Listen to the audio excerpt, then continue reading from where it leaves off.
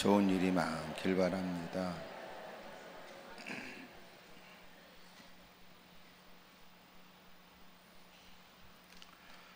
언제나 우리의 갈등은 말과 말씀에 대한 겁니다.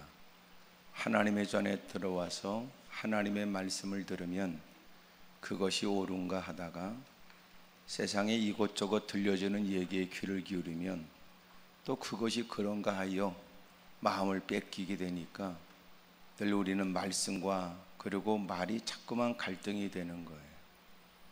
하나님의 말씀 따라 살아가면 생명의 길이 열립니다. 근데 이런 말을 따라가면 험한 것만 거두게 되는 거예요. 사람들은 우리를 위하는 듯이 이 말 저 말을 일삼습니다. 그들이 나쁜 생각으로 건네는 말 같지는 않지만 그러나 그들의 경험에 의한 것이 나에게 맞는 건 아니라고요. 그러니 TV에 요새 건강 프로그램이 많더라고요. 뭘 먹고 좋아졌다나 무슨 식초를 먹고 좋아졌다나 그것 때문에 무슨 병이 고쳤다나 그것이 결코 근거가 없는 얘기는 아니겠지만 반드시 화면 밑에 당구장 표시하고 해놨다고 해요. 그것은 결코 극히 개인적인 사례에 불과하다는 거예요. 그걸 퍼먹고 다 좋아진다고 보장을 못하고 그거 방송 보고 퍼먹고 뭔 일이 생기거든 방송국은 책임지지 않는다 그 말이에요. 그러니까 방송국에서 하는 얘기는 다 믿을 게 아니다 그 말이에요. 그래서 반드시 TV 방송을 볼 때는 멍청하게 쳐다보면 안 돼요. 그래 거기 써놨잖아요. 15세, 12세, 여러분 19세 이렇게 써놨어요. 나이가 돼야 이 프로를 이해할 수 있다는 것과 나이가 된 사람만이 이 프로에 관해서 적합하다 그런 뜻입니다. 보여진다고 다 보이면 안 되고 다 할아버지에서부터 손자까지 쭈그리고 앉았지만 같은 TV에서 나오는 걸 다 같이 봐서는 안 될 것도 있다는 거예요. 문제는 부모들이 지가 보고 싶으니까 애 보고 들어가라고 악쓰다가 어쩔 수 없이 중요한 장면을 안 놓치기 위해서는 그냥 같이 쭈그리고 보는 등신 쪼다들도 많이 있지요. 그건 바른 교육이 아니라는 거예요. 그래서 텔레비를 볼 때도 시청 지도가 필요한 거예요. TV를 볼 때도 다 방송국마다 편향적이에요. 그 방송국이 무슨 의도로 세워졌는지 여러분 그 사장과 거기에 편집하는 사람들이 어떤 경향의 사람인지에 따라서 여러분 정치에 관해서 자기네들의 주장을 펼치는 거예요. 똑같은 사건을 가지고 보는 시야가 달라요. 앵커들이 떠버려대는 얘기도 달라요. 여러분 기자들이 똑같은 상황에 관해서 나름대로 해석해서 전달하는 내용이 달라요. 그러니까 언제든지 시청을 할 때는 반드시 자기의 주관을 갖고 분별력을 갖고 판단력에 의해서 수용할 건 수용하고 버릴 건 버려야 되는데 쪼다같이 보거든요. 그러니까 텔레비에서 나오는 게 전부 다 진리인 줄 알아요. 그리고는 강단에 선포되는 말씀에 반드시 하나님이 우리에게 행해야 될 일들을 가르쳐 주는 건 귓등으로 듣고 끼리끼리 앉아 더 권위 있는 말을 뭐라고 쓰냐면 진짜야 텔레비에서 나왔어. 그러면 또 상대방도 또 고개를 끄덕거리고 앉았는 겁니다. 그렇게 말씀을 듣고도 예배 마친 다음에 오늘 목사님이 그러셨잖아. 오늘 설교 중에 못 들었어? 일상에서 아이고 그때 하나님께서 그래도 예배 드릴 때 목사님을 통하여 말씀하시더구만 이런 얘기 안 하거든요. 옛날은 그러지 않았어요. 그전에는 강단에서 선포되는 말씀의 지도를 받았어요. 워낙 사람들이 배우지도 못했고 어려운 처지였으니 더더욱 그랬습니다. 그런데 요새는 지가 많이 배웠다 그래서 그런가 봐요. 여러분 나름대로 학박사 여러분 가지고 있다고 개폼 잡는 모양입니다. 어떤 인간이 하나님 앞에 자기의 학식을 자랑하며 어떤 인간이 자기의 지식을 자랑하겠어요? 진짜 지식은 하나님을 아는 것이 지식의 근본이고 하나님을 아는 것이 지혜의 근본인데 지가 뭘 알아서 감히 하나님의 말씀 앞에 내 생각은 그러고 거들먹거립니까? 오히려 현명하고 지혜로운 사람은 지금까지 아픈 경험만큼이나 시련과 역경을 체험한 만큼이나 하나님 말씀을 진지하게 경청하겠다는 마음으로 무릎 꿇고 다가와야 되는데 인간이 하나님 앞에서도 거들먹거리거든요. 그리고는 주둥이로 말이 많다고요. 사람이 귀를 기울여서 하나님의 음성을 경청할 마음은 없고 여러분 말 한마디 하면 10마디 하려고 그러고, 마땅히 행할 걸 가르쳐주면 지는 쏘가지로 벌써 그렇게 살 수 없는 이유 10가지를 만들고 있단 말이에요.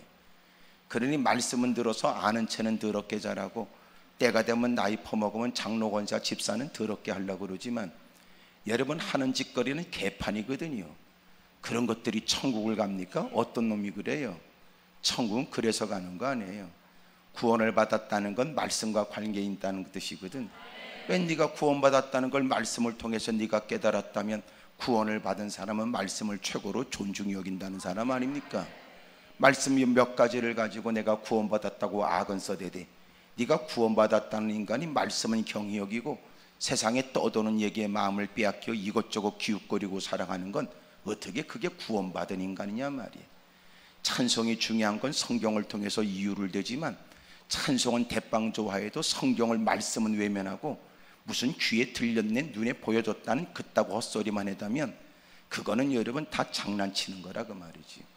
성경을 통하여 은사를 중요하게 여기고 은사를 여러분 깨닫게 됐다면, 그만큼 은사를 받은 사람은 말씀을 더 존중히 여기요, 말씀 안에 살기 위해서 힘써야 되고 말씀 따라 자신을 살펴야 되는데, 성경 몇 구절의 은사를 얘기하면서 말씀을 버리게 되거나, 소위 여러분 성경에서 가르치는 찬송이 중요하다요 말씀을 듣는 걸 경홀히 여기게 되거나, 여러분 성경이 기도하라고 했으니 무엇인지 기도만 하면 악쓰면 다 이루어진다는 말만 하지, 그 말씀이 우리에게 약속하신 바를 이루어준다고 믿는 만큼 말씀 전체를 존중히 여기는 삶도 살아야 되는 거거든요.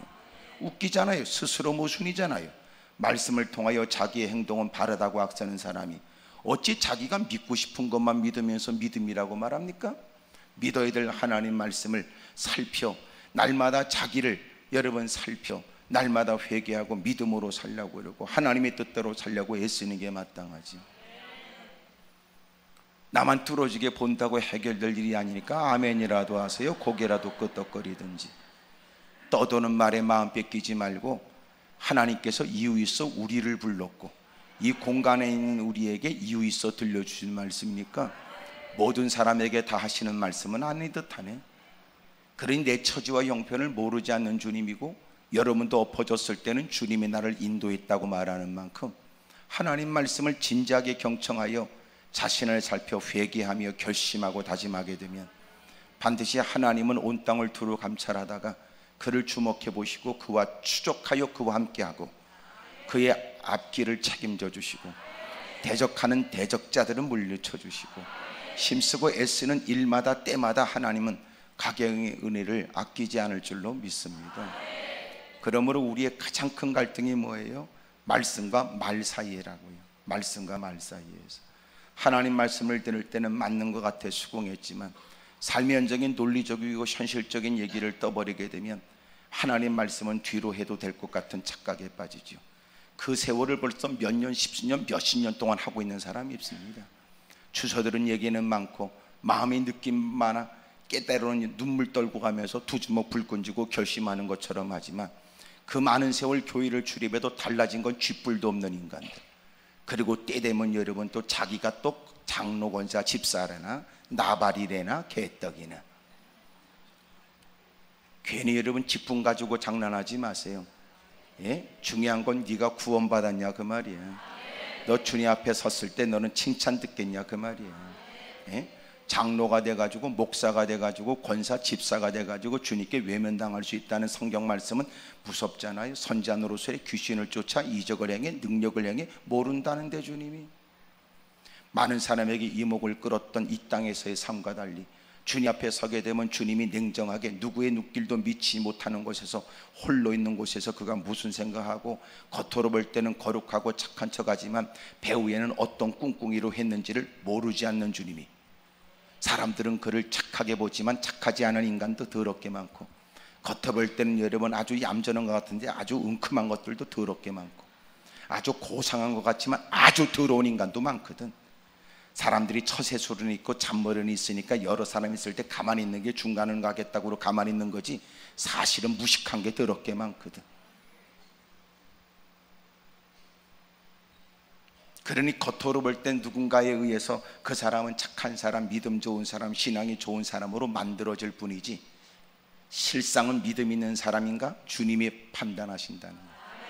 그래서 우리가 할 일이 뭐예요? 끊임없이 말씀 앞에 자기를 살펴 말씀 따라 살려고 애써야 되고, 떠도는 말에 휩쓸려 가지 않으려고 사력을 다해야 되고. 아멘입니까? 네? 거센 바람 태풍이 불면 든든한 걸 꽉 붙잡고라도 있어야 돼. 든든한 벽에 팍 붙어 있어야 되고. 네? 지진이 날 때 가장 여러분 안전한 것은 빨리 건물에서 기어나가는 거고, 건물에서 나갈 수 없거든. 아주 든든한 기둥 옆에 바닥 붙어 있는 게 낫대요. 왜냐하면 거기는 무너질 경우가 드물기 때문에 그곳엔 공간이 확보될 가능성이 있다는 거죠. 그러니 힘들고 어려울 때는 말씀 옆에 바싹 붙어 있어야 돼요. 세상 말은 허물어지거든. 그래, 그렇게 입에 거품 물고 악을 썼던 인생도, 걱정하지 말라고 자기만 믿으라고 악 썼던 인간도 위기를 만나면 우리와 관계되는 걸 원치 않아. 전화 통화하기도 쉽지 않아. 만나면 지가 먼저 죽을 소리에. 그게 인간이거든. 세상 어디에 여러분 사람은 믿을 만하다고 어디 그랬습니까? 여러분, 우리는 사람과의 관계를 존중히 여기지만 사람은 믿을 대상은 아니에요. 그러니까 우리가 대부분 걱정, 고민, 근심, 실망은 사람 때문에 이루어지는 거라고. 제일 어려운 게 사람과의 관계야. 개새끼하고는 다르다니까. 긁어주면 좋아해. 요새 여러분 휴가철에요, 버려지는 유기견들이 무지무지 늘어났어요. 지 놀러 가려고 개새끼 어떡할까 그러다가 버리고 온답니다. 대빵 허벌나게 많대요. 개새끼가 여러분 키우니까 그 사람이 동물 사랑하는 거예요? 어떻게 보장해? 누가 보장해? 지 필요하고 여러분 등 따스고 배부르고 살만하니까 그 짓거리 하는 사람도 있어. 누가 여러분 개가 자기 머리에다가 염색해 달래? 꼬리를 잘라 달래? 수술시켜 달래? 예? 아파트에서 키우려고, 지가 키우려고 개들 여러분 원치 않는 성대 수술을 해? 나쁜 놈의 새끼지. 그게 동물 사랑입니까? 그게 개가 여러분 장난감이지, 그게 여러분 당신이 생각하는 동물 애호입니까? 장난치지 말아요. 그리고 지 힘들면 개새끼 버립니까? 못된 인간들 더럽게 많아. 언제 개가 여러분 그렇게 달라고 그랬어? 언제 신발 씻겨달라고 그랬어? 그리고 미끄러지고 자빠지는 게 그렇게 재밌어요? 그러지 말아요. 여러분, 우리가 무엇보다도 사람을 사랑해야 돼. 하나님 사랑하고 사람 사랑해야 돼. 아멘입니까? 아멘. 짐승은 아무리 귀하고 여러분 이뻐도 걔는 영혼이 없어요. 착각하지 말어. 예? 그러니 여러분, 개가 죽었다고 너무 그럴 거 없어. 그거는 아주 바르지 않은 거예요. 신앙인으로서는 절대로 바르지 않아. 주님은 우리 사람 때문에 십자가를 친히 지셨다고 말이에요. 하나님을 사랑하는 만큼 이웃들을 사랑해야 돼. 근데 이웃들은 사랑 안 하고 개새끼를 사랑해요. 개새끼 때문에 일어난 일들이, 사건과 사고가 얼마나 많은 줄 압니까? 개 때문에 이혼하는 가정, 개 때문에 딸년이 여러분 아버지를 신고하는 일들. 개판입니다. 개판. 그러니 여러분, 개가 우리에게 주는 유익도 많은 건 사실. 개가 뛰어난 후각을 갖고 여러분 암 환자도 때로는 구분하기도 하고, 개가 여러분 여러 가지 우리에게 해롭게 하는 그 모든 것들을 잡아내거나 찾아내는 그 큰 도움도 주기도 하는 것도 사실입니다. 저는 개를 무조건 때려잡아라, 잡아먹어라 이런 사람이 아니란 말이에요. 예? 당신이 그리스도인이라면 당신의 최고의 관심은 하나님이어야 되고, 그러기 때문에 사람이어야 되는데, 여러분 영혼 구령을 위해, 선교를 위해서 힘쓰진 않은 인간이 여러분 개새끼는 끌고 나온다는 거예요. 개를 여러분 집안에 가둬놓으면 외롭대나? 사람과 만날 시간은 없고 개 끌고 나와서 개 똥 이는 걸 하고, 사람과 만날 시간 없고 교회는 관계될 마음이 없고 하나님께 엎어져 기도할 시간 없고, 반드시 그건 문제 있는 거예요. 우상이라는 건 다른 거 아니에요. 여러분, 주님께 마음을 두게 하는데, 두어야 되는데 주님께 마음을 두고자 하는 것을 뺏어가는 건 우상이에요. 주님께서 이 땅에 왔을 때 너희 가정에는 오히려 문제가 생긴대요. 부모와 자식과 그리고 자기의 남편과 아내의 문제가 일어난대요. 어떤 문제예요? 여러분, 하나님 제일주의로 살아야 되니까 문제가 일어나는 거예요. 너희가 나를 따르려면 자기를 부인해야 된다네. 가정에서부터 불화도 감당해야 된다네. 왜냐하면 주님을 섬기기 때문에 주님 먼저라고 하는 것이 세상에는 이해가 안 되니까. 단 이것은 얼마든지 설득력 있는 거예요. 내가 감당할 수 있다고요. 어떻게 해요? 그들이 보기에도 믿음 생활에서 그의 행동 거지가 달라지면 사람들은 그가 주장하는 바가 설득력이 있지. 저렇게 예수님 얘기하더니 달라진 건 없이 여러분 목소리만 예수님만 얘기하는 게 아니라 봐라, 그가 예수님을 믿고 달라진 삶의 모습을, 정직하고 성실한, 바지런한, 누구보다 최선을 다한, 피곤과 고단함을 무릅써가며 그가 믿고 있는 주님을 섬기기 위해서 애쓰는 그의 모습을 봐라. 그리고 그가 건네는 얘기는 설득력이 있지요.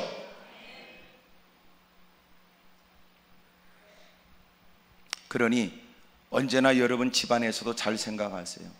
나는 개 키우는 걸 반대하지 않아. 개 판대는 걸 원치 않는 거지.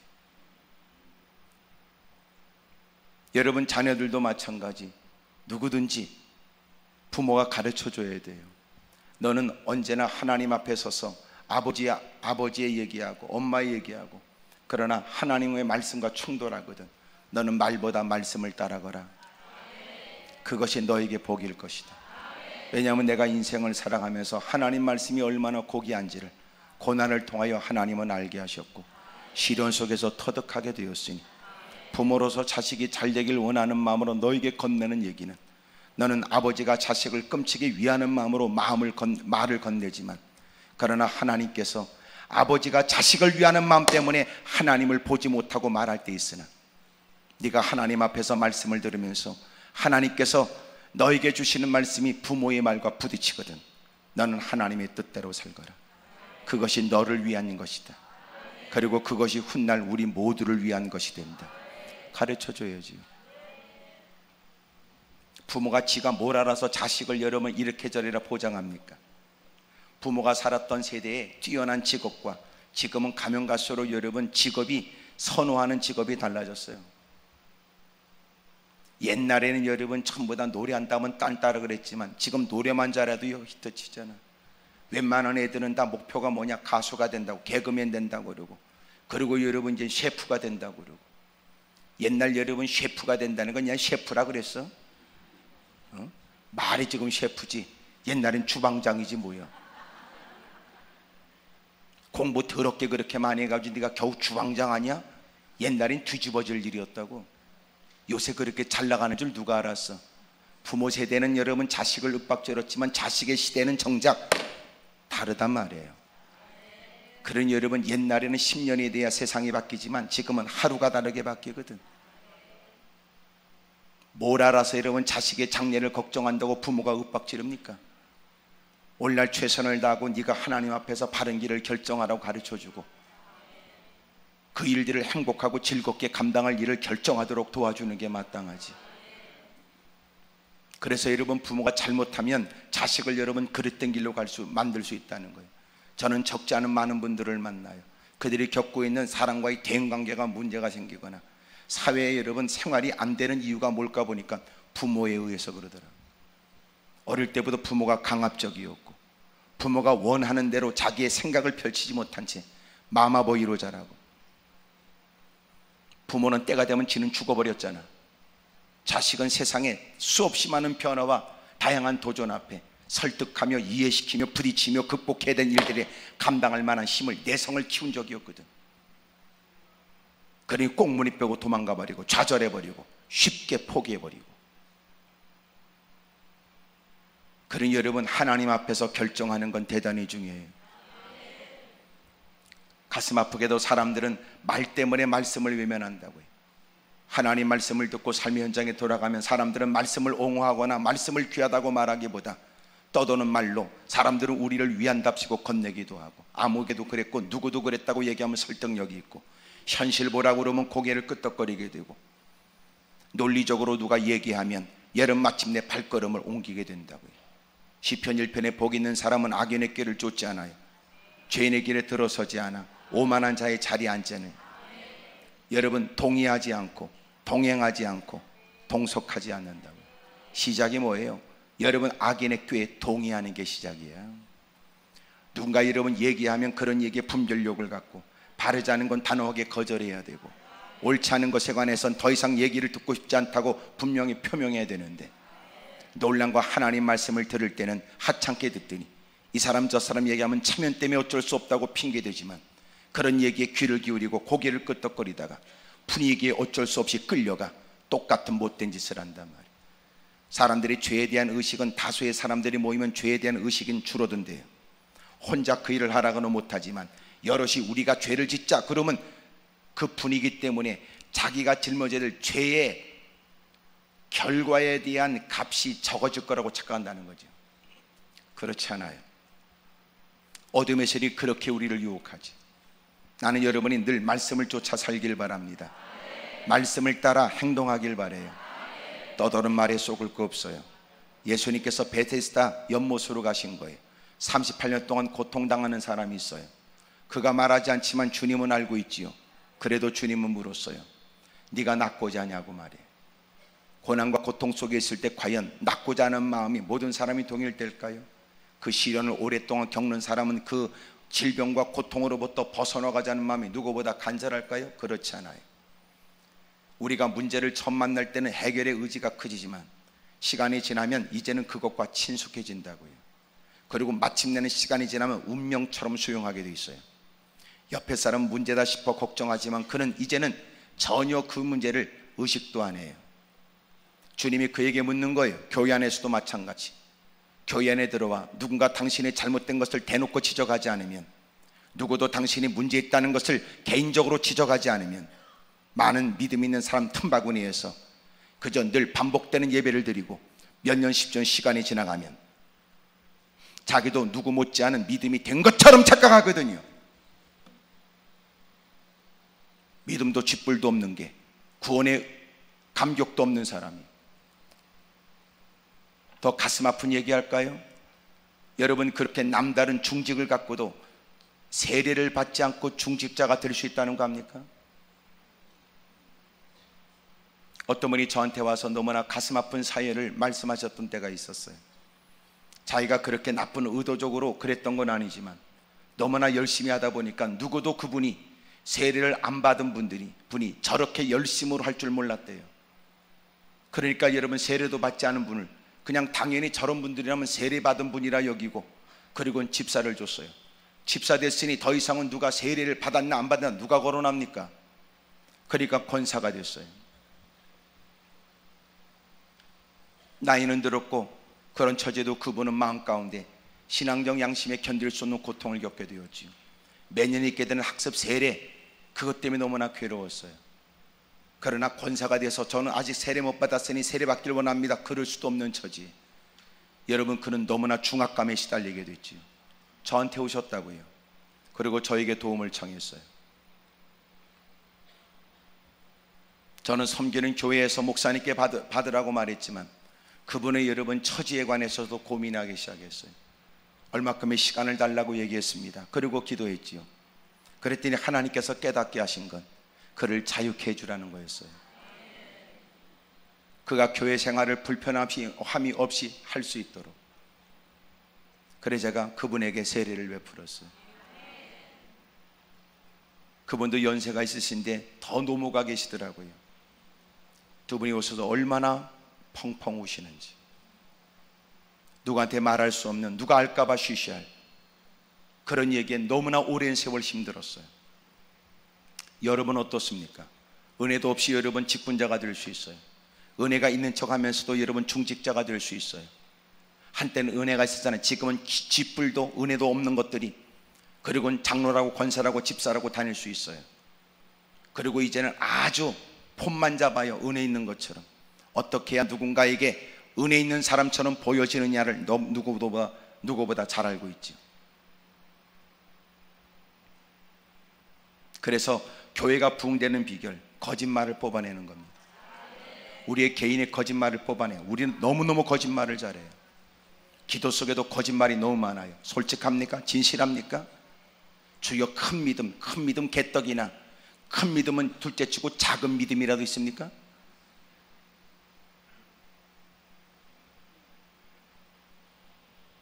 다시 복음 앞에 개떡이나 언제 복음 앞에 선 적은 있습니까? 그러니까 우리 거짓말을 다 뽑아내고 솔직히 우리가 자신을 살펴야 된다고. 그러면 한국교회 다시 삽니다. 문제는 여러분, 우리가 너무 거짓말이 많은 거예요. 너무 거짓말이. 마침내 주님께서 38년 된 병든 자에게 네가 낫고자 하는 거 물으셨으니 하나님의 전에서 누구보다도 하나님의 은혜를 삼하여 다가온 사람일까라고 누군가는 여기고 있는 그 자리에 그 사람들에게 주님이 네가 은혜 받길 원하느냐라고 말씀을 하시는 것은 얼마나 이상한 질문이냐. 그러나 주님이 말씀할 때는 이유 없는 말씀이 있겠습니까? 오늘 우리에게도 마찬가지. 기도원에 올라온 우리, 누구보다 열심히 남달리기에 무더운 여름철 이렇게 성산에 올라와 그동안 미뤘던 기도 일들을 좀 해보겠다고 사력을 다하는 남다른 열심을 가진 우리에게 주님 말씀하시기를 너는 정말 하나님의 은혜가 필요하냐? 이렇게 물을 수 있다는 거예요. 왜냐하면 그 어느 곳에서 보내는 시간보다 올라오는 게 낫다고 느끼거나 막연하게 하나님에 대한 두려움 때문에 올라가서 예배라도 동참해야 그 무거운 짐이라도 털어버릴 수 있지 않겠는가라고 하는 생각을 누군가는 가질 수 있을 테니, 누군가에 의해서 어쩔 수 없어서 끌려오듯 이 자리에 앉아있는 분도 혹 있을지 모르지. 그러나 오늘 하나님께서 우리에게 깨닫게 하는 건 어떤 누구든지 오늘 올라왔거든 결코 헛되이 돌아가는 일이 없기를 축복합니다. 하나님께서 너희가 말씀과 말 사이에서 늘 고민하고 살래요. 말씀을 따라 살아야지. 하나님의 전에도 마찬가지. 말씀이 여러분 충만해야지 말이 난무하면 안 된단 말이에요. 주님이 그래서 물어요. 야, 너 교회 왜 다니냐? 친목 때문에 다니냐? 인간관계 때문에 다니는 거냐? 뭐 때문에 교회 다녀? 어차피 교회 다니는 거 이제 결심하고 이제는 장로나 좀 돼볼까 해서요, 그런 겁니까? 이건 얼마나 부끄러운 일이에요. 여러분은 그런 사람이 없길 바라요. 여러분, 성전 문지기로 지내는 것이 얼마나 복인지, 하나님의 거룩한 일에 내가 할 수 있는 일이 있는 게 얼마나 감사한지, 하나님이 내게 은밀하게 베푸신 하나님의 은혜는 감당할 수 없으니 오늘 내가 그것이라도 할 수 있는 건 얼마나 기뻐할 일인지. 꼭 못된 것들이 옆에 붙어서 마음을 부하가 치밀도록 만들지요. 누가 알아준다고 그런 일 하냐고 그러고, 그렇게 한다고 누가 알겠냐고 말이에요. 그런 것들은 다 콧구멍을 찢어버려야 돼요. 그런 것들은 아주 그냥 양쪽을 다 따버려야 된다. 그런 것들은 숨 쉴 때마다 펄럭거리도록 하죠. 못된 인간들이지. 여러분, 자기도 더불어 열심히 허리를 굽히고 땀을 흘려가며 애쓰며 봉사해야 될 처지에 꼭 열심히 일하려고 하는 사람들 옆에 부하가 치밀도록 만들어 하던 일도 때려치도록 만드는 것들 있잖아. 받은 바 은혜가 남다르니 봐, 하나님이 내게 주신 바 은혜를 누가 알겠어? 그러니 그 기쁨에 그런 거라도 할 수 있다면 감사하고, 뭐라도 해야 될 참에 해야 될 일이 있으니까 기쁨으로 감당할 때 지켜보는 사람들이 아우 잘했다고 말이야, 나도 헌신할 이유가 있고 나도 충성할 이유가 있는데 그렇게 못할 때 참 잘한다, 그럼 얼마나 좋아. 꼭 여러분 교회 좀 다니고 묵은 것들이 일도 안 하면서 이제 막 은혜 받고 뭔가 해보려고 하는 사람 그렇게 기죽이고 딴죽 건다고. 교회마다 꼭 그런 것들이 있어요. 옆에 사람 물어봐. 그쪽 교회도 있죠? 물어봐. 시작. 이럴 때 안 물어보고 가만히 있으면 옆에 사람이 오해하지요. 적어도 여러분 누가 열심히 일하면 자기가 그 동참하지 못하면 잘한다고 말이야. 아유 아무개 엄마, 아유 집사님 정말 잘하네, 아유 나도 집사님처럼 해야 되네, 날마다 이렇게 핑계만 대네. 그렇게라도 해야지. 그래서 일할 사람이라도 열심히 일해야 교회 꼴이 되는데, 일하지 않는 것들이 가만히 있는 게 아니야. 말만 많아서 일하는 사람 괜히 딴죽거려 일하는 사람조차 일도 못하게 만든다고. 마음에 시기심은 더럽게 많은 게, 누가 일해서 몇 사람이 여러분 칭찬하면 그 꼴을 못 봐 또.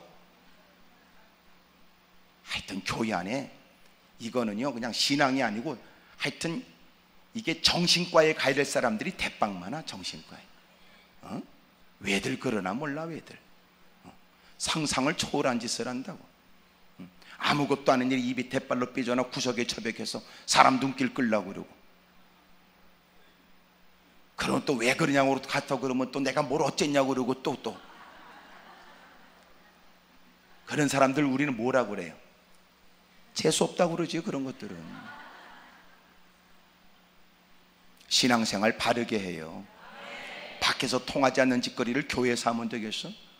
밖에서도 여러분 이해되지 않는 일을 교회 안에서 행하면서 사람들이 이해하지 못하면 사랑이 없다고 말하면 되겠어? 지가 봐도 뻔하게 잘못된 것은 여러분 행하면 안 되지. 오히려 여러분 부끄러운 거 있다면 자기를 자박하고 여러분 하나님께 은혜를 구해야 하고, 그리고 뭔가 변화되려고 애써야지. 꼭 여러분 인생이 고쳐져야 되거나 다듬어지기 위해서는 시간이 필요하지만, 그렇다고 치고 여러분 사람들을 지치도록 하고 좀 진을 빼도록 만드는 사람이 있거든. 어린애도 그만큼 퍼먹이면 자라. 예? 어린애도 그렇게 퍼먹이면 성장한다고. 말이 달라지고 행동거지가 달라지지. 나이 퍼먹고 여러분 하는 짓이 그러면 되겠어? 그리고 그동안 여러분 사력을 다하고 사람이 진이 빠지도록 애쓴 건 하찮고 교회가 사랑이 없다고 말하면 됩니까? 그런 못된 것들 말이 여기는 없어요. 여기는 없어. 이렇게 무더운 날씨 올라왔겠어? 어느 구석에 또 처박혀 있겠지. 또 누구 또 씻고 앉았는지 몰라. 멍청하게 또 테리 보고 앉았겠지. 올라왔거든. 여러분도 그런 기질이 있거든. 고치셔야 돼. 고치셔야 돼. 그러니까 성경은 너는 오직 믿음의 주요 온전케 하신 이신 예수님 바라보라 그러잖아. 믿음의 시작자가 주님이고 믿음의 결과도 믿음의 완성자가 주님이라는 거예요. 그리스도의 장성한 분량에 이르도록 끊임없이 주님 바라보고 발걸음을 옮겨야지. 사력을 다한 세월을 보내도 여전히 우리는 해야 될 일이 남아있을 뿐이지 어떻게 이 땅에서 할 일을 다 했다고 말하겠어요? 베푸신 은혜에 비하면 무엇을 자랑할 수 있으며, 하나님께서 허락하신 그 은혜를 경험한 사람이 어찌 뭘 했길래 이만하면 나도 할 만치 했다고 말하겠냐 그 말. 네가 낳고 자냐고 주님 물으셨고, 사람이 없어 나는 이렇게 고통을 당하고 있다고 하는 그에게 사람이냐? 내가 있으면 되지. 너는 아직까지도 하나님 지도내고 사람 탓하냐 너는? 야, 너는 나는 안 보이고 다른 사람만 보이냐? 저도 때로는 사무실에 혼자 있으니까 누가 모가지를 쑥 빼고 들어더니 아무도 없네 그러고 가더라고. 내가 있는데 아무도 없다니 더럽게 기분 나쁘더구만. 그러니까 지가 찾으려고 하는 사람이 없으니까 그랬던 모양이지. 내가 있는데 아무도 없다니.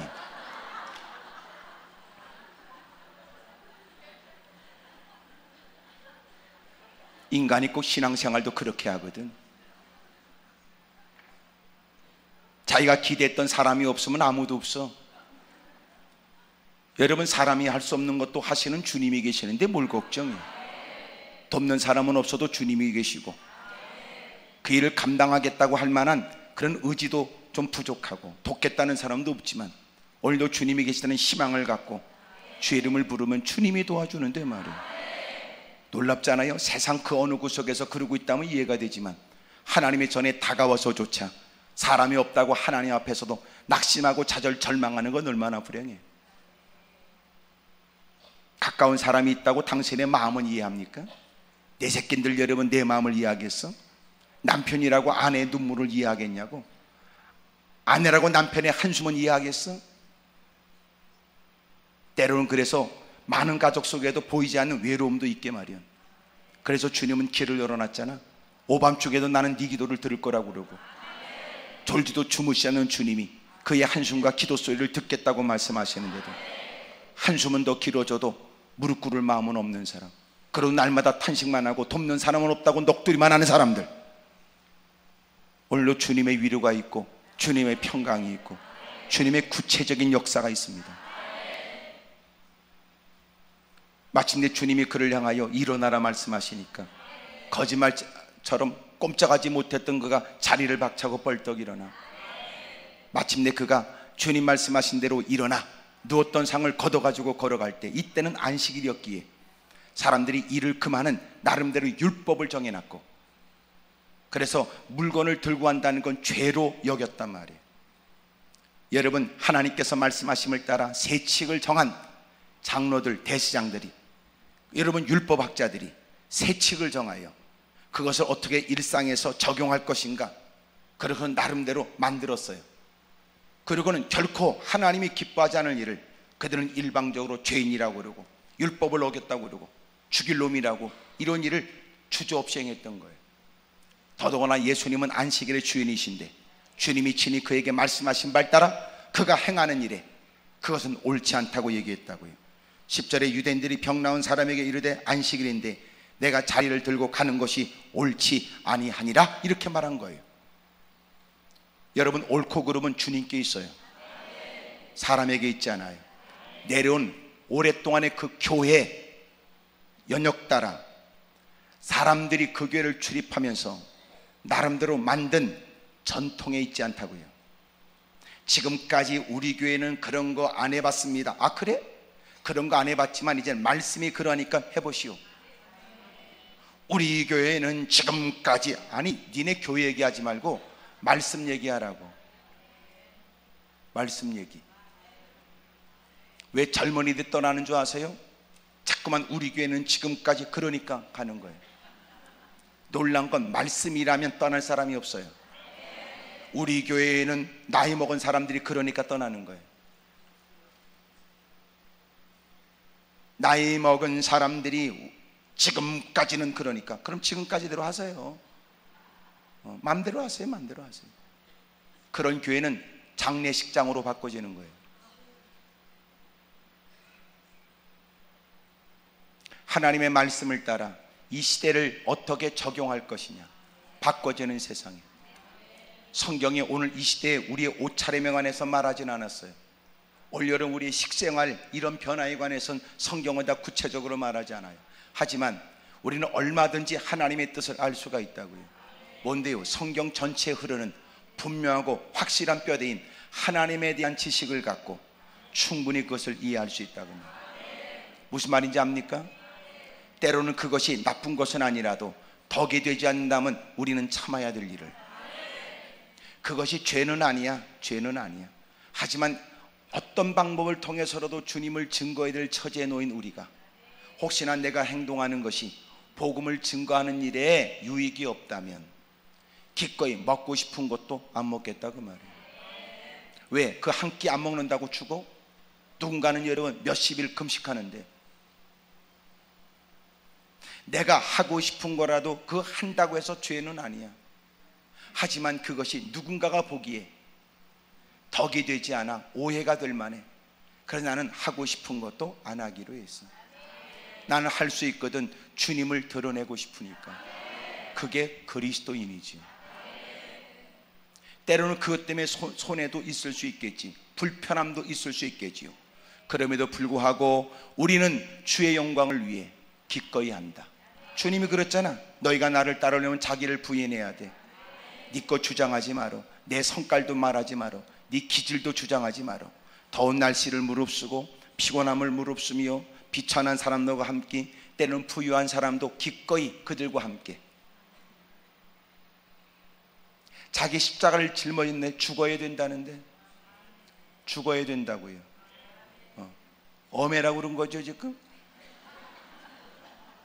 분위기 보니까 그런데 엄해. 죽어야지.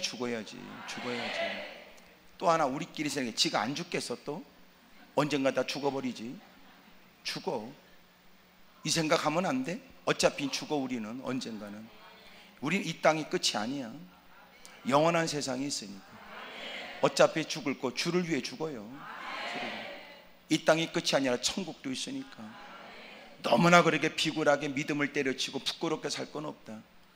까짓거 우리가 주를 위해 살기로 결심했다. 주님이 나를 위해서 그렇게 모진 고난과 고통을 당하면서 십자가 짊어지셨으니 나도 주를 위해 살자. 주를 위해 죽자. 얼라 그런 생각 들더라고요. 우리가 살아가면서 내가 목숨 걸 만한 일이 있다는 건 행복한 사람이에요. 목숨 걸 만한 일이 있다는 거는요, 누구보다 행복한 사람이에요. 솔직히 우리는 목숨 걸 만한 일이 있을까요? 미안하지만 여기 몇 삶이나 가능할까요? 대부분 목숨 걸 만한 일이 없어요. 그냥 그럭저럭 그때그때 살아가는 거지. 당신이 일평생 내가 목숨 걸 만한 일이 있냐고요. 그런 거에 비하면 요새는 대단하잖아. 익스트림 스포츠 같은 거 보면요 너무너무 놀래. 폐허가 된 공장 굴뚝, 그 어마어마한 굴뚝에 올라가. 그리고 셀카를 찍는다. 그 여러분 깎아지는 어마어마한 그 절벽에 서 있는 것도 무서운데 거꾸로 여러분 물구나무 서기를 한다. 그러다 죽는 거예요, 잘못하면. 그래도 그 위험천만한 스포츠를 즐겨요. 남들이 하지 않는 거. 잘못하면 죽어. 전혀 여러분 안전망도 없이. 그러다가 목숨을 잃는 청년들도 많은데 우리는 뭐에 목숨 걸고 삽니까? 당신의 일생에 목숨 걸 만한 게 뭐 있어요? 예기치 못한 사건도 사고도 많은 세상에 당신은 목숨 걸 만한 일이 있냐 그 말이에요.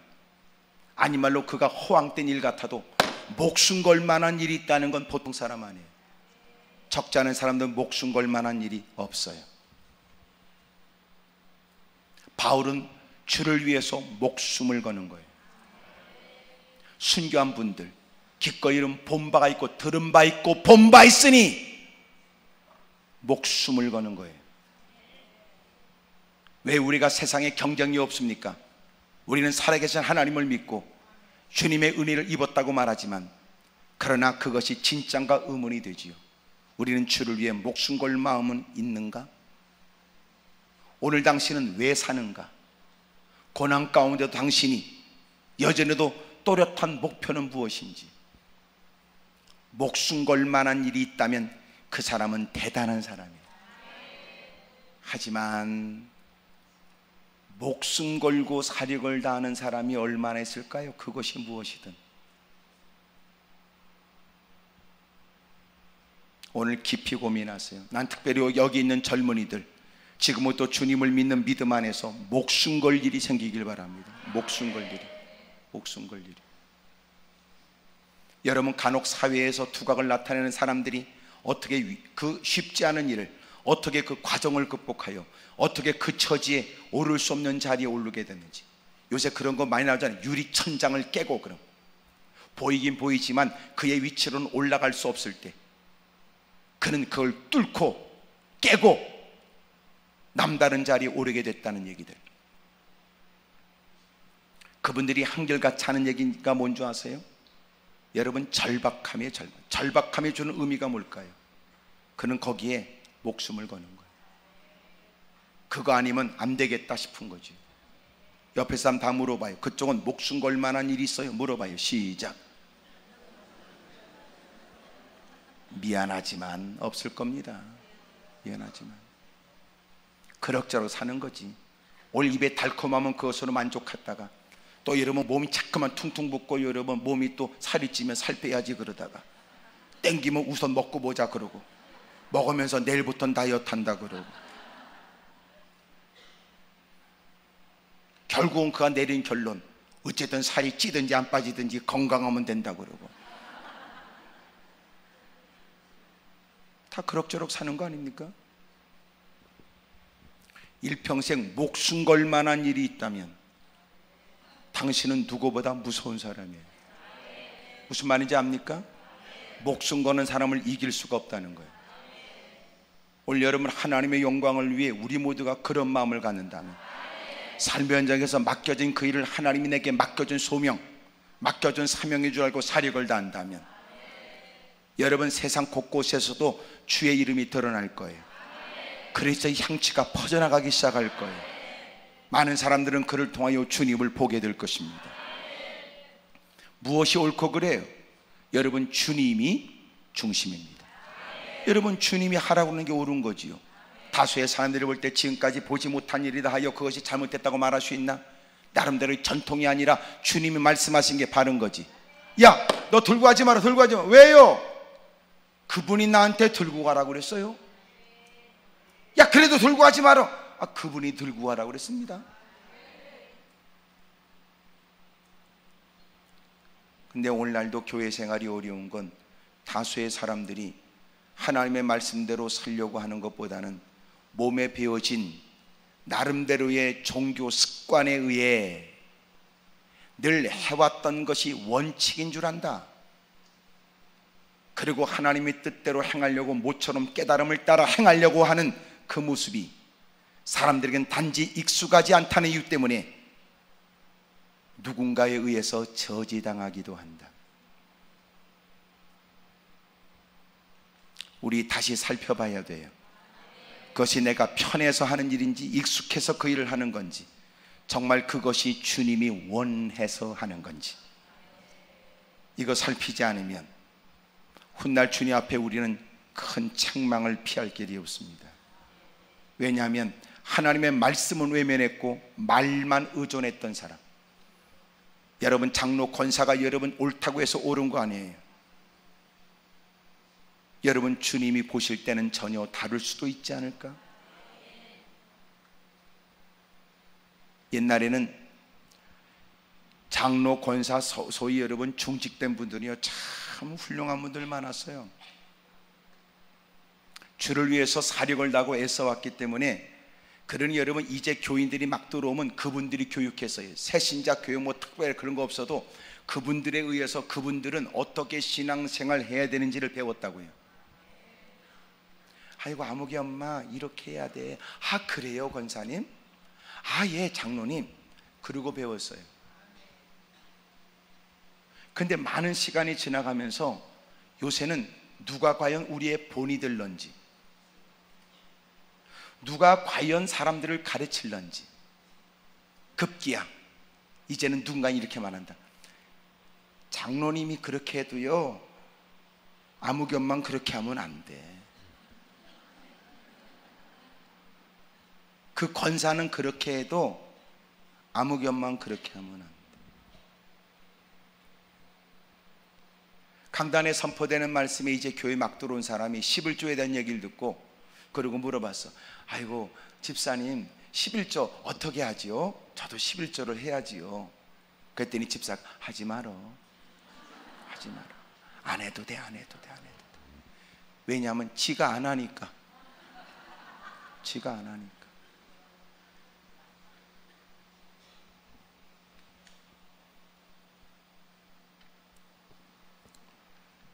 중직자가 되어서도 11조 안 하는 사람 많습니다. 신앙의 기본이 문제가 된 거예요. 신앙의 기본. 또 하나 11조 교회 주보의 뒤에 11조 명단에 들어갔어도 11조 안 한 사람 많아요. 왜냐하면 11조가 아닌 것을 11조 봉투에 담아드려 11조 했다는 듯이 교회 주보 뒤에 11조 명단에 들어가는 건 그냥 11조 안 한 게 아니라 사기란 말이에요. 사기.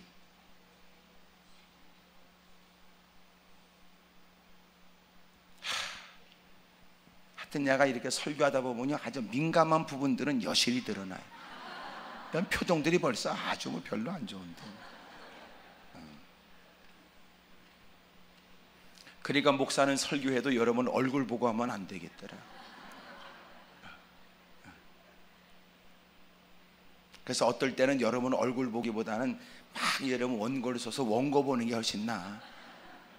여러분 얼굴 보면 말이야 어떨 때는 막 얼굴 바싹 이그러졌다가 막 얼굴이 막 아주 수없이 바꿔지니까.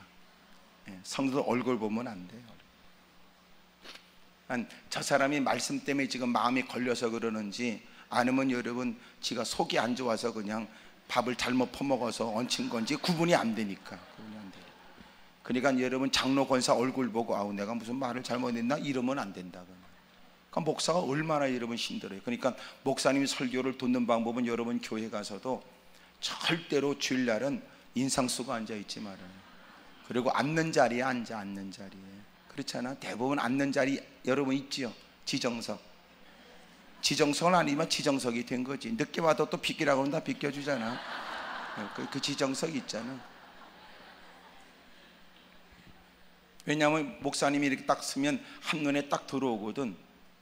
금방. 저도 이렇게 대충 이렇게 설교하면서 훑어보면 여러분 사람들에게 보이는데 벌써 누가 저게 또 졸고 앉았구나 뭐 이런다든지 아유 저거는 가끔 보이는데 저건 졸고만 앉았네 저거는 막 이런 사람들도 있고 아이고 저거는 또 사탕 까먹나 저건 이런 거.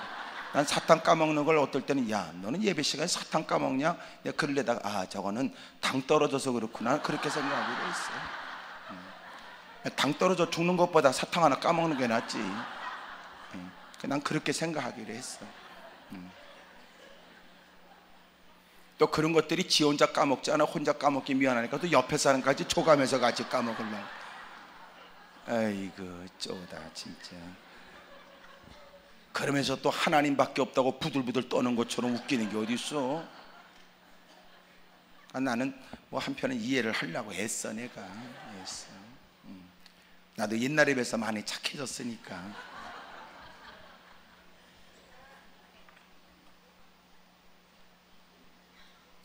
여러분 신앙생활 잘 하십시다. 우리 아멘입니까? 옆에 사람도 한번 뭐 때문에 신앙생활 하세요? 물어봐. 시작. 뭐 때문에 신앙생활해? 이왕이면 교회 출입하면서 밝은 표정에 기쁨으로 즐겁게 노래 부르면서 교회를 다가와야지. 말씀을 들으면서 열린 마음으로 말씀을 경청하고 말이야. 깊은 깨달음에 두 주먹 불끈 쥐고 말이야. 예배 마친 다음에 환한 미소가 있고 말이지. 열심히 애쓰고 힘쓰는 일은 덕이 되고 말이야. 삶의 현장에 가면 얼마나 사람들은 그를 주목하고 교회 다니는 게 그렇게 좋은가? 마음에 여러분 그렇게 파장이 일어나고. 그래야 되잖아. 꼭 교회 올 때마다 꼭 무슨 골고다 산상에 올라가는 것 같고, 예배 드릴 때마다 긴장 속에 있다가 집에 가면 또 화풀이하고 말이야. 나 건들지 마라. 오늘 교회에서 뭐냐, 아이씨 건들지 마라. 나 밑에 남편이 이해가 안 되는 거야. 그 예편 내가 뭐 때문에 교회 다니는지 말이지. 그래놓고 또 지는 또 교회에 또 엎어져 또 기도한다. 또 눈물, 주여 우리 남편도 교회 나오도록. 주님이 너 때문에 안 나온대. 너 때문에. 너 때문에.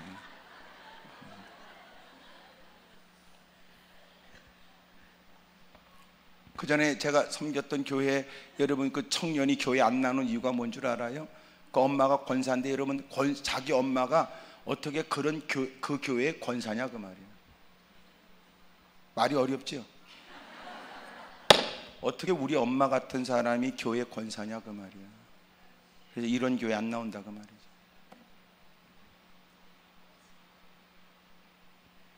그러니 여러분 교인들이 왜 여러분 가정이 인가기도 안 돼요? 그것은 여러분 교회를 몰라서가 아니야. 교회를 이미 들어오는 사람에 의해서 굴절된 교회가 잘못 보인 거예요. 어차피 내가 한 교회, 한 가정이 인가기도 되려면 내가 교회에 있는 교회 아름답고 좋은 모습을 내가 그대로 내가 대표해서 보여줘야 돼. 그러잖아요. 그래야 나를 통하여 아 교회가 좋구나 이렇게 인식되지. 근데 교회만 갔다 오면 여러분 인상 써요. 이해가 안 되잖아. 그런 교회를 왜 다니는지.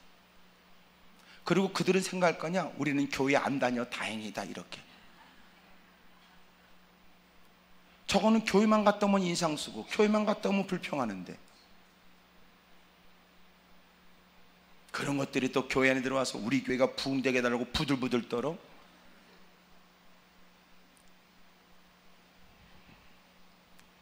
옆에 사람 다 물어봐요. 그쪽은 어떻게 할 생각이냐고 다 물어봐요. 시작.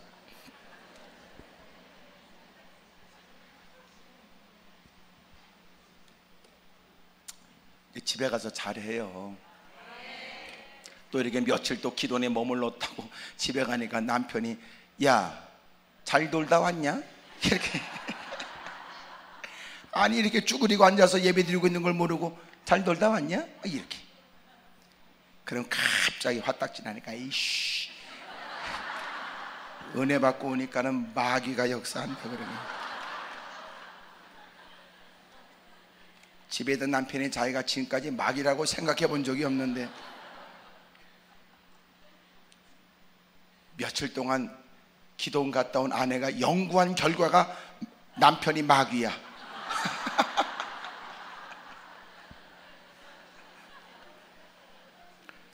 그때까지 성실했던 남편이 갑자기 마귀로 바꿔졌어. 난 내가 마귀인 줄 몰랐는데 네가 말하니까 내가 마귀였구나. 이제부터 내가 마귀로서 충실하기로 했다. 제일 먼저 터지는 게 그놈의 주둥이. 그러면 또 의도맞은 여자가 또 가만히 있겠어. 눈구녕을 죽게 뜨면 두 번째 터지는 게 눈탱이.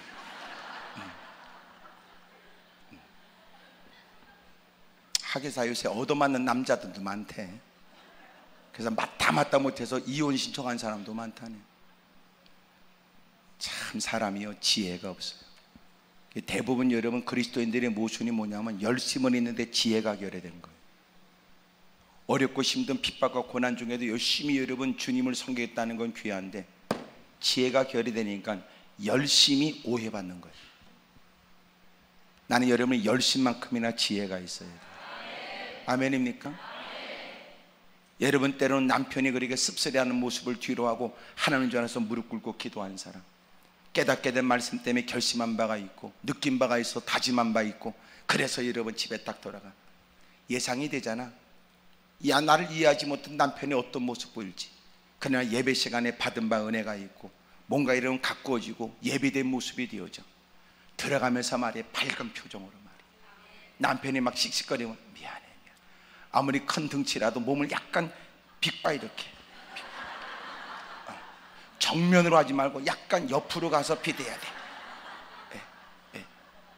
아이고, 남자들은요 금방입니다. 금방. 미안해. 그래도 당신 때문에 내가 며칠 가서 기도했네. 고마워. 고생했지. 그러면 남편 에이씨 그러다 그걸 몰라. 지혜. 그러니까 여자가 지혜 없으면 그건 여자도 아니야. 그건 여자도 아니야. 여자는 대단히 중요해. 왜냐하면 벌써 남자하고 다르거든. 왜냐하면 여자는 제2차 가공품 아니야. 뼈다고 뽑아가지고 만들어내는. 단단하잖아. 오죽하면 주님이 여러분 그래서 붙여준다고 그랬는데 남자에게. 그러니 여자는 여러분 좀 특별하게 제2차 가공품으로 특별하게 만들어서 멍청한 쪼다 같은 남자 앞에 붙여서, 그리고 주님 잘 섬기라고 그랬는데 여자가 그게 없어요. 여자가 남자보다도요 강한 것 같아, 약한 것 같아도 여자가 강해요. 여자가 보통이 아니라고. 근데 여자가 남자처럼 하면 안 돼. 여자가 강한 건 여성다운 게 강한 거예요. 왜냐하면 남자들은 이렇게 보호 본능이 있다고 그러네. 보호 본능. 그러니까 여자들이 혼자 있을 때는 바퀴벌레도 손으로 때려잡아도 남편이 있을 때는 약간 자지러지게 소리를 지르고 소파 위로 팔딱 뛰어올라요. 그래야 남편이 너 나 없이는 못 살겠구나 이렇게 생각해요. 그걸 못해. 꼭 여러분 여자가 남자처럼 굴러오니까 남자가 그럼 너 혼자 살아봐라 그러는 거지. 그러니까 여러분 여자가 지혜로워야 된다. 왜 제가 여자를 자꾸 얘기하냐면 여자가 한 가정이 행복해지는데 대단히 중요한 역할을 해요. 어떤 분은 말하길 여자 역할은 심장과 같다고 그랬어요. 그러니까 여자가 벌써 아내가 엄마가 얼굴이 밝으면 온 집안이 밝대요. 벌써 아내가 엄마가 얼굴이 어두우면 온 집안이 어둡다는 거예요. 그렇게 중요하다는 거예요. 그러니까 여자들이 열심히 기도해서 목소리가 이렇게 막 허스케지는 건 이해가 되지만 그래도 여성다움을 잃어버리지 마세요. 이해가 되지요? 지혜로워야 돼요. 그것이 한 가정을 살려요. 근데 대부분 보니까 남자가 예수님을 믿고 한 가정을 구원시키는 것은 사실은 벅차더라고. 내가 보니까. 그러니까 여자가 예수님을 믿고 한 가정을 변화시키는 것은 여자들은 견뎌내더라고요. 이야, 참아내고 견뎌내더라고요. 그러니까 여러분 오늘 이 자리에 계신 여성분들, 남자가 없으니까 내가 하는 얘기인데 여러분들이 잘하셔서 여러분 가정을 살리세요. 아멘입니까? 벌써 남편이 말이지 저희 출근하면서 말이지 야 10,000원만 주라. 치사하잖아. 10,000원만 줘라. 이럴 때 아내가 아이고 뭐 필요해서 알았어 여기 있어. 줘요. 10,000원 줘봐. 아이고 또 10,000원 있냐? 돈 좀 많이 벌어 갖고 와라. 돈 좀 많이. 옛날 돈 타령. 그렇게 남편 기 꺾어서 아유 유익될 게 뭐 있어. 여러분 남편이 때로는 말 안 해도 그날따라 돈을 한 10만 원 확 쥐어줘. 당신 요새 여름철 힘들고 어려운데 당신 몇 사람들 같이 가서 이렇게 삼계탕이라도 먹으라고 말이야. 남편 그 돈 주면 자기가 갖다 준 돈 하니까 그것도 쓰기가 쉽지가 않아. 참 그런 거 보면 지혜 같아. 비차. 당신 힘들었는데 힘 좀 내라고 말이에요. 남자들은 참 그런 거 보면 어리석어. 옛날에 어떤 분 그랬다고. 여름철에 발가락 다 나오는 샌들 신고 이렇게 있다가, 그리고 엄지발가락을 옆으로 이렇게 신발 밖으로 내밀어서 이렇게 바닥에다 구멍을 이렇게 땅을 이렇게 파고 있으니까 지나가는 아저씨가, 야, 너 땅 잘 판다. 야, 그 엄지발가락으로 동그라미를 그려주는데 이만큼 팔 수 있어? 그래서 잘한다는 얘기에 왜 파는지도 모르고 팠대. 잘한다고 그러면 정신이 없어요. 정신이 없어.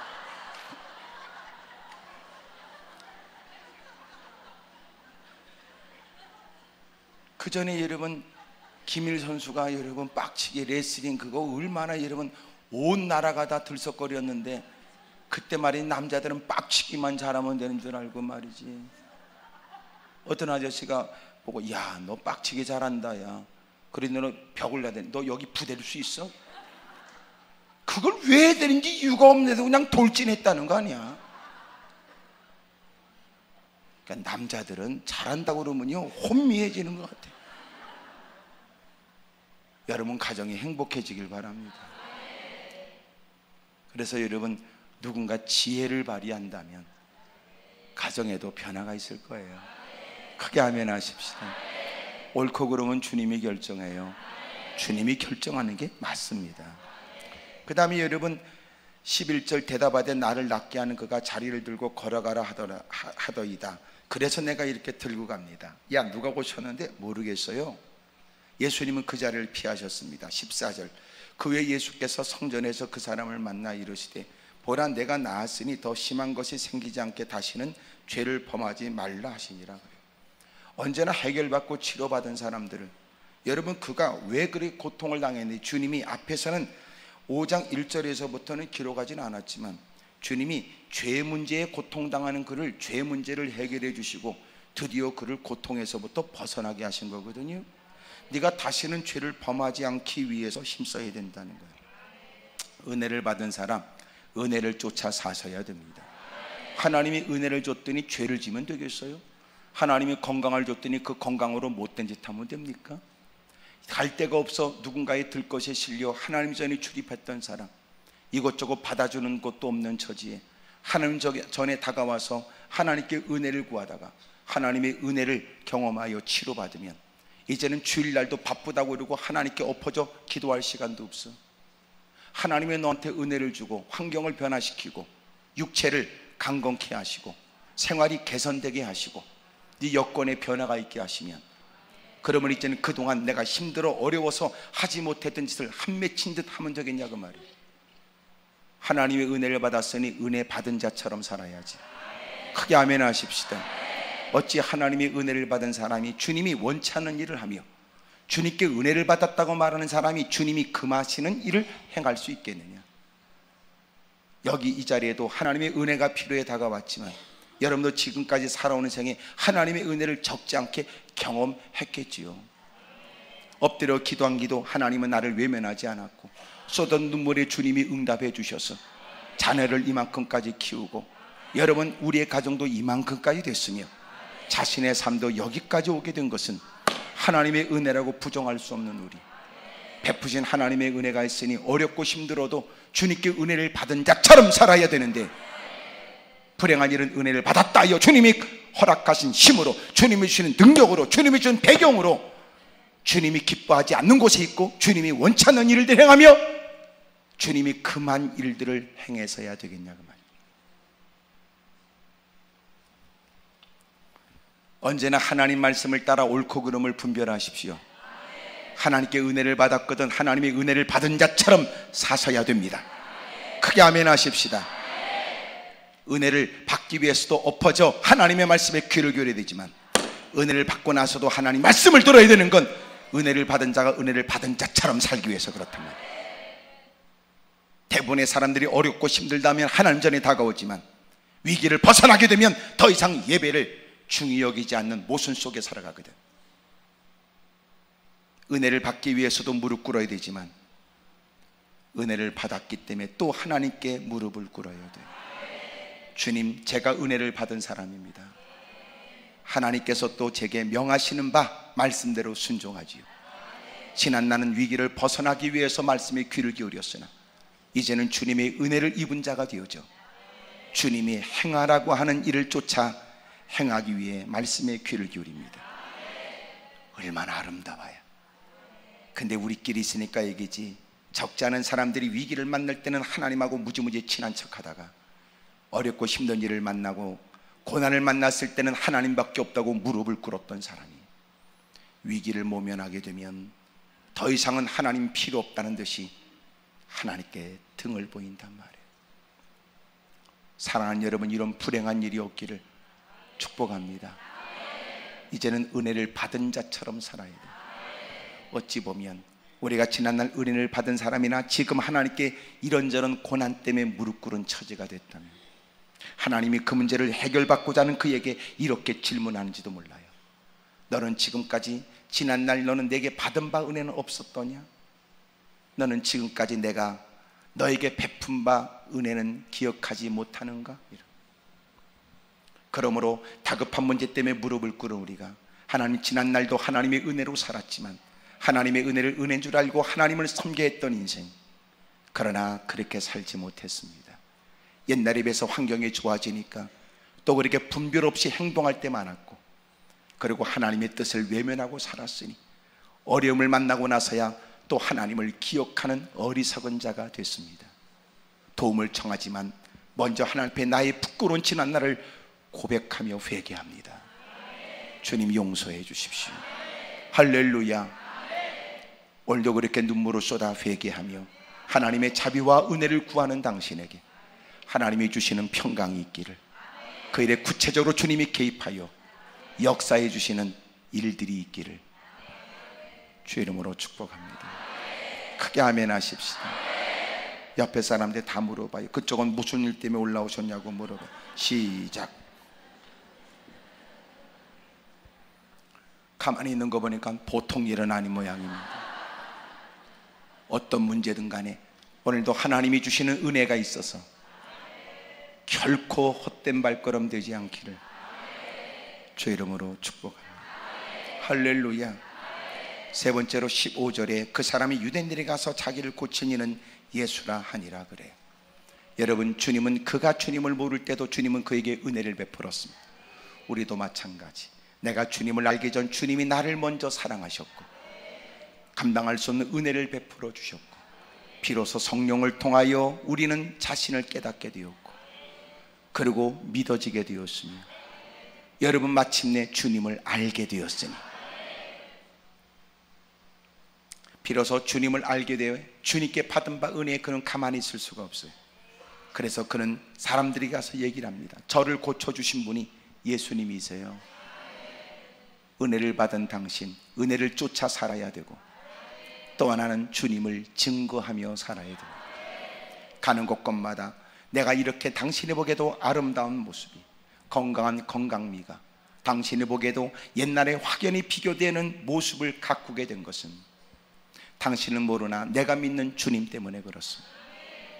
여러분, 복음을 증거하는 건 대단한 일 아니에요. 소위 말해서 유난스러운 일은 아니라는 거지.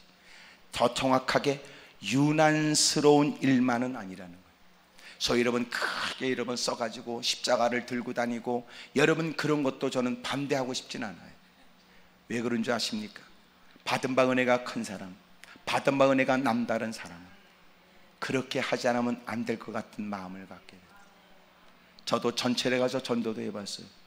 곳곳에 여러분 가오 방문을 하면서 여러분 전도도 해봤어요. 여러분, 은혜를 받은 사람이 가는 곳곳마다 주님을 말하지 않을 수 없다는 마음에 할 수 있어요.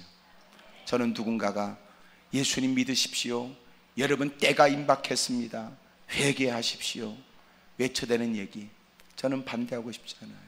왜? 우리라도 안 하면 그분이라도 해야지. 그렇잖아. 또 하나, 그러면 그분들이 그렇게 소리질러 전도하는 게 당신 마음에 안 들면 너는 어떻게 전도하는데? 대부분 그 사람들을 손가락질하는 사람은 전도도 안 하는 것들이에요. 전도도 안 한 놈의 새끼들이 그런 사람 욕한다면 나쁜 놈의 새끼들이지요. 놀라운 건 그가 누가 볼 때는 너무나 유난스럽고 이상하다 느껴지지만 그 모습 때문에도 뒤집어지는 사람이 있어요.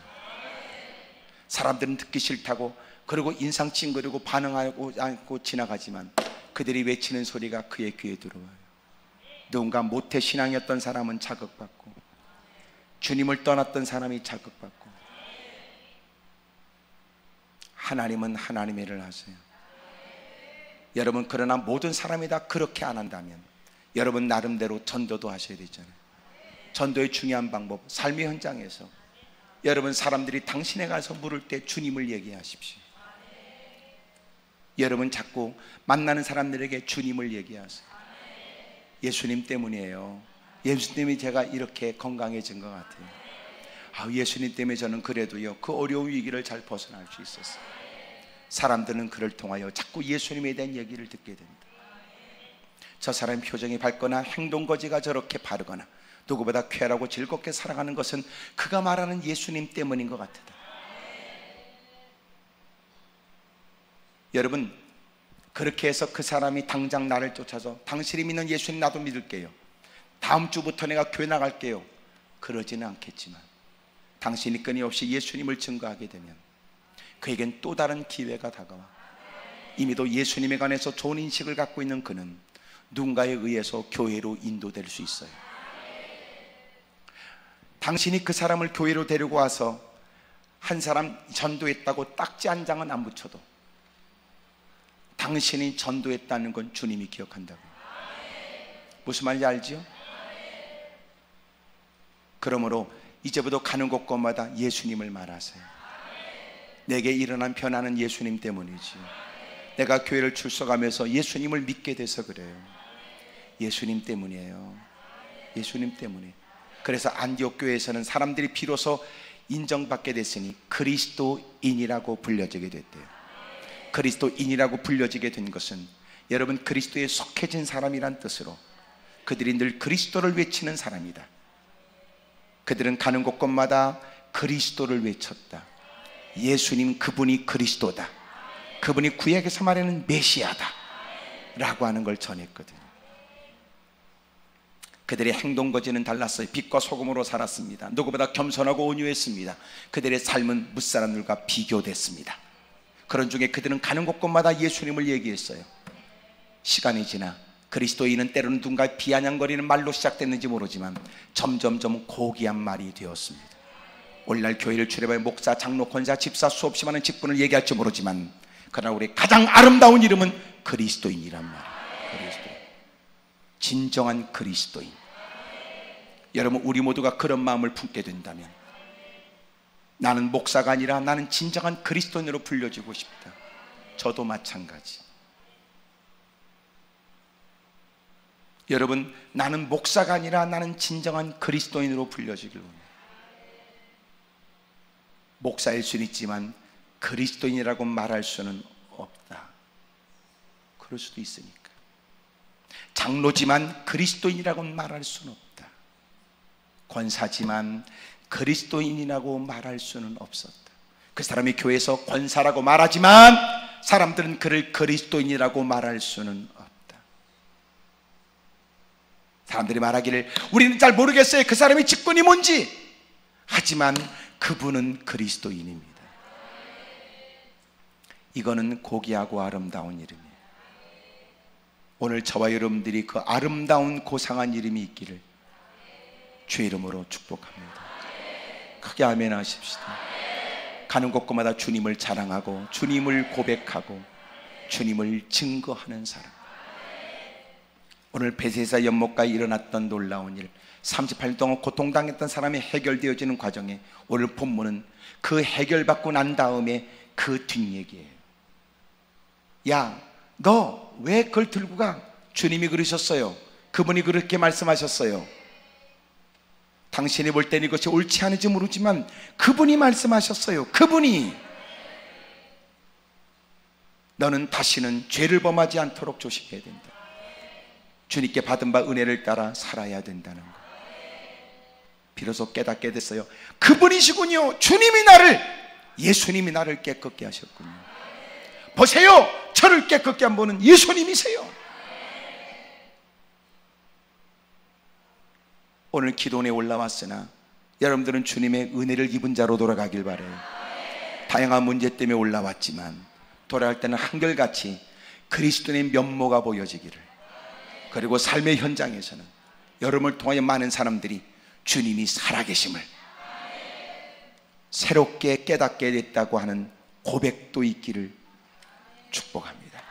손뼉 치며 내게 강 같은 평화, 내게 강 같은 평화, 내게 강 주세요, 주세요.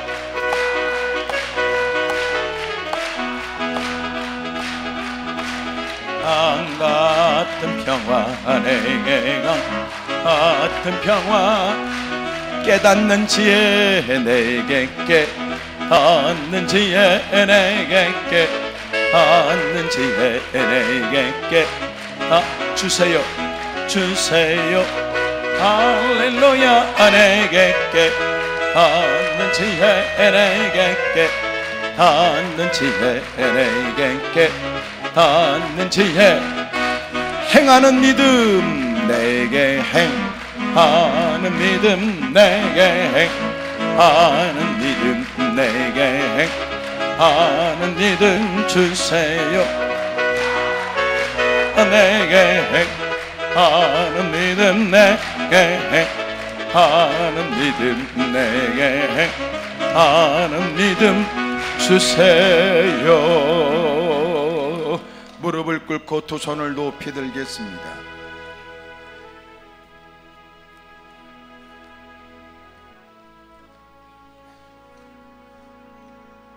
우리에게 진실이 있다면 역사도 있어요. 진실이 있다면, 주님 앞에 감출 것 없다는 모습으로 진솔해지면